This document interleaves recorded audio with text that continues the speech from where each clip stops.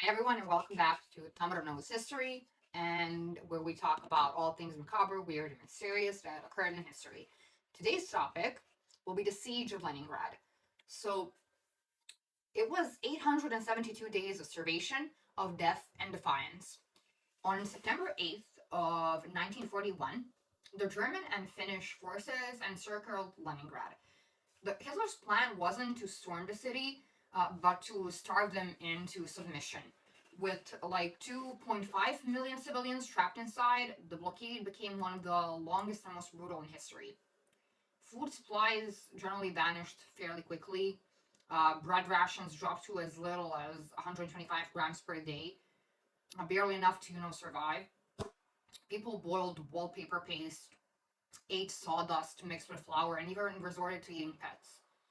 Winter then brought another kind of like a layer to the horror, freezing temperatures with no fuel.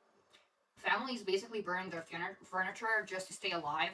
You could see corpses on the streets. There were too many to bury. The people did fight fiercely to survive each day, enduring the hunger and the hardship and everything. And medical workers, despite the dire conditions, worked tirelessly, and they survived on literally 300 calories per day.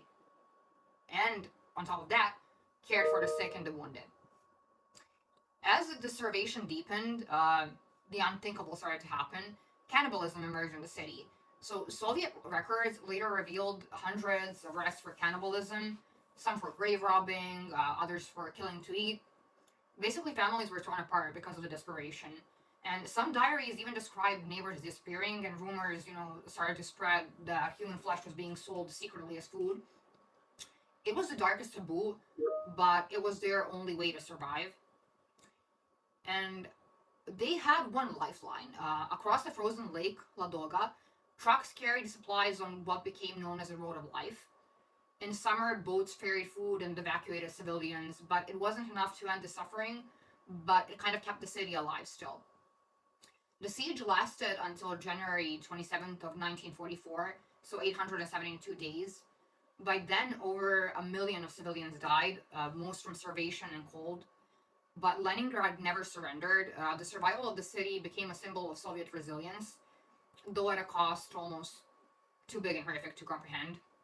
So when we talk about macabre history, the siege of Leningrad reminds us that sometimes the greatest weapon isn't just like bombs or bullets, it's hunger and the desperate choices that it forces upon humans to make.